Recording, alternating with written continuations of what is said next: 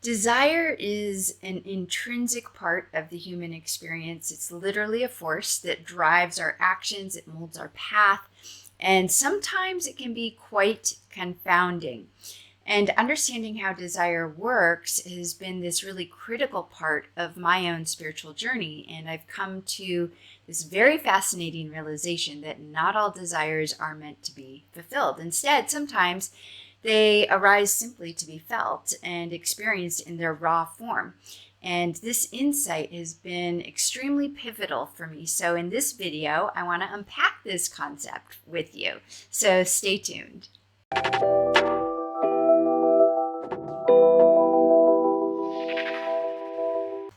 Hey there, yogis and yoginis. I'm Lisa Engles, and welcome to my channel where I help spiritual seekers just like you to harness the ancient wisdom of yoga to live an extraordinary life. And the goal of this channel is super simple, just to make it easier than ever before for anyone to find happiness and fulfillment in their everyday life by using principles and practices that have already been passed down to us for millennia. Now, before we dive into today's content, I invite you to subscribe to my channel if you haven't already. I put out new videos just like this one on a regular basis. One of the most, I would say, unifying experiences that we all have is desire. Desire is literally this motive behind all of our actions, all of our decisions, and the path that we take in life. But it's really crucial to understand that not every desire is going to come to fruition. We all know this, but more importantly, it's our approach to these unfulfilled desires that can profoundly shape our experiences and our perceptions of fulfillment.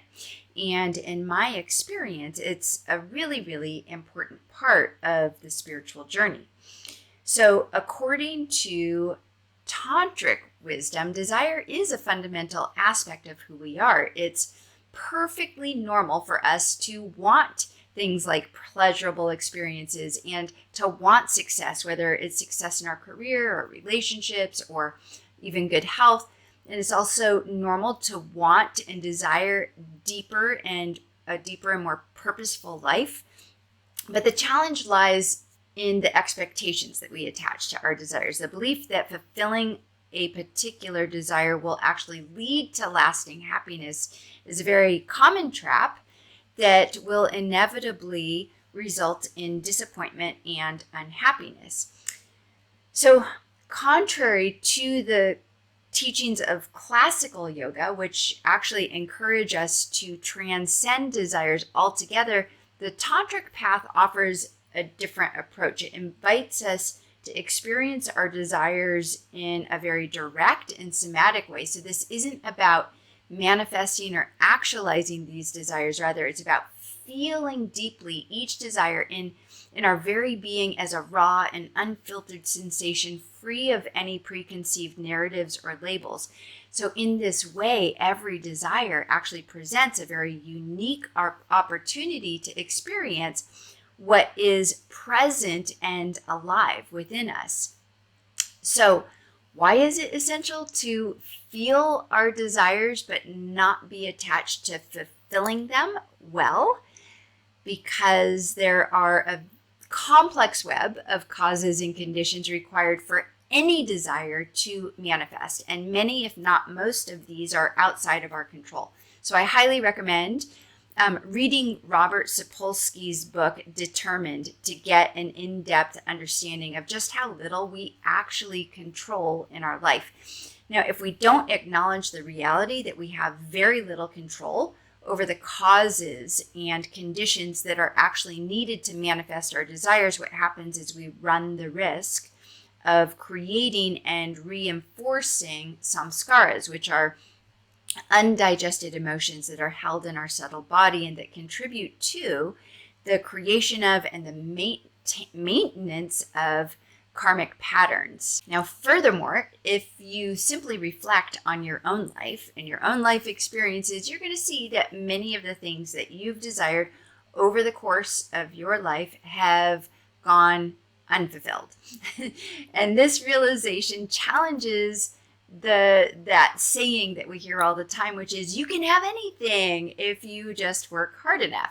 Now, the truth is that some desires, no matter how intensely we pursue them, they just might remain unfulfilled. And this understanding serves as a reality check for us, particularly for those who are entangled in magical thinking or similar types of New Age beliefs. So maybe at this point, a question is arising for you that one of my students actually asked me. They asked me, now, well, then why do we experience desires if they're not all meant to be fulfilled? And this is where we step into the realm of mystery, because in questions like this, the human mind meets its own limitations in comprehending the underlying pattern of reality, because desires are really no different, fundamentally speaking, than thoughts, which arise and subside in their own timing, and we don't control them, and their origins and their purposes are often shrouded in mystery. Understanding why certain desires remain unfulfilled usually isn't within our immediate grasp. Often, in fact, it isn't until way later, maybe even years down the line, that we gain clarity and insight into why certain things that we wanted so badly didn't actually manifest. And this delayed understanding is part of this intricate pattern of reality, which reveals itself in its own timing when the conditions, the right conditions, are present. So from this point of view, every unfulfilled desire holds a piece of the puzzle and contributing to a larger picture that might only come into focus and comprehension in retrospect. So in my journey and in my work with clients and students, what I've come to discover is that there is immense value in feeling your desires, especially those persistent ones that seem to dominate your attention. Allowing yourself to fully experience these desires as a direct somatic experience initiates what I like to think of as an inner alchemy. This process isn't about seeking conventional fulfillment, but rather it's about undergoing a transformative journey that liberates the energy from within desire itself. So the practice involves a very deep and active engagement with the felt sense of our desires. It's about immersing ourselves entirely in the experience of desire at a somatic level, free of any preconceived narratives or judgments.